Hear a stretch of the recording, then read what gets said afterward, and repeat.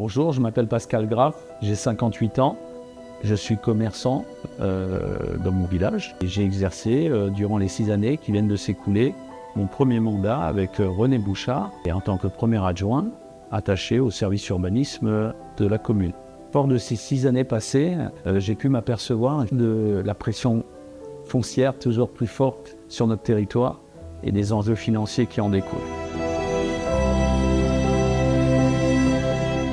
J'ai eu à cœur de mettre en place et qu'on trouve à mettre en place des mesures pour lutter contre la prolifération des constructions sur notre commune. Malgré le fait qu'effectivement tout le monde se dit qu'aujourd'hui on voit apparaître de plus en plus de constructions sur la commune et que la commune ne fait rien. Je peux vous dire qu'on a mis des mesures en place. La modification du PLU, qui était une mesure qui permettait, en l'espace de 8 mois, de limiter les constructions sur des terrains. Il faut savoir que sur notre commune, nous avons 70 hectares encore constructibles. C'est difficile de lutter, effectivement. Tant que la révision du PLU n'est pas mise en place, la commune ne peut refuser des permis de construire qui répondent aux règles d'urbanisme actuelles. Dès lors qu'on a annoncé qu'on allait faire une modification du PLU, la population, les propriétaires fonciers du territoire, se sont précipités pour déposer des permis de construire et des permis d'aménager, ayant peur de perdre leur droit à bâtir. Donc c'est ce qui a pu provoquer à un moment donné ce qu'on pourrait appeler vulgairement les coups-partis, c'est-à-dire des gens qui ont déposé des projets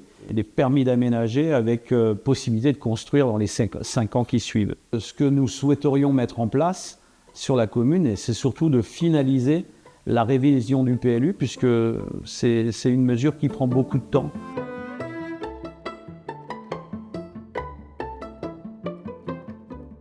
Aujourd'hui, la problématique sur le territoire, c'est que les infrastructures ne sont pas dimensionnées à la croissance du territoire en termes de construction. C'est-à-dire qu'on a vu en une dizaine d'années avoir à peu près 1000 habitants de plus. Et à la fois les routes, les écoles, les infrastructures de réseau ne sont pas adaptées à cette croissance. On parlait des écoles, donc on a rouvert une classe durant ce mandat. On a besoin d'effectivement penser à agrandir l'école et c'est pour ça qu'on a fait des investissements, mais également prévoir le périscolaire, c'est-à-dire de permettre la construction d'un CLSH sur notre territoire pour que les enfants puissent avoir un centre aéré qui soit aux normes, dimensionné à tous ces nouveaux arrivants.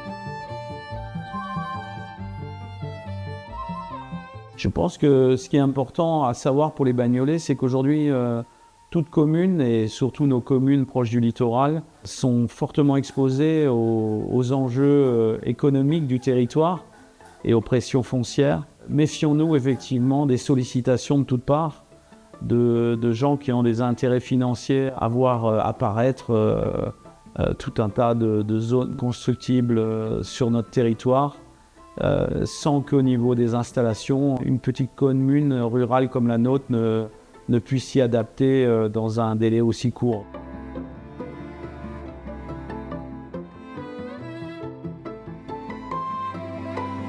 Durant ce mandat, on a pu effectivement mettre en avant la rénovation du centre ancien du village et on a vu effectivement que pas mal de bâtiments ont vu leur façade rénovée. Il y avait des avis de mise en péril sur certains bâtiments qui nous ont permis surtout de voir apparaître des nouveaux logements sur le centre ancien du village, ce qui sera au bénéfice de nos générations futures. L'objectif effectivement durant ce prochain mandat, c'est de voir améliorer l'accès au village par des places de stationnement nouvelles, puisque ça pose un vrai problème aujourd'hui, et de valoriser le centre ancien en termes également de commerce, puisqu'on aimerait favoriser l'installation de nouveaux commerçants sur la commune.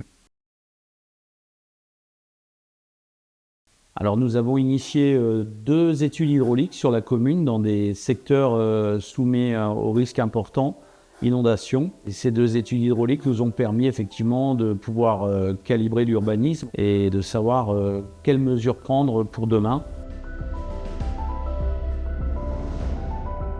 J'ai apprécié effectivement travailler avec René sur toute cette période. Son côté humain, son côté honnête et intègre, ça c'est quelque chose d'appréciable chez quelqu'un.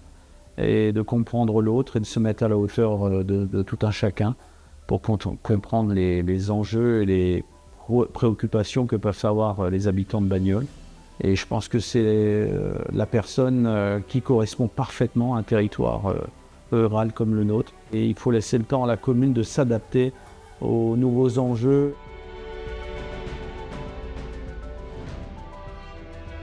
Alors mon souhait, ce qui me tiendrait à cœur sur notre territoire, ça serait d'améliorer effectivement les mobilités douces sur tout le territoire et permettre à tout un chacun de pouvoir évoluer à la fois à pied pour accéder au village et essayer de créer des voies vertes et d'arrêter d'utiliser le tout voiture pour chaque mobilité. J'ai passé 6 années confronté à des cas différents au niveau des services de l'urbanisme, à des demandes très particulières. J'ai pu apprendre, comprendre et me former afin de mieux affronter dans les 6 années prochaines des cas similaires et apporter mon expertise et mon expérience. C'est pourquoi je vous propose de nous reconduire sur ce second mandat afin que notre territoire puisse continuer à croître d'une manière raisonnable avec des infrastructures adaptées à l'augmentation de la population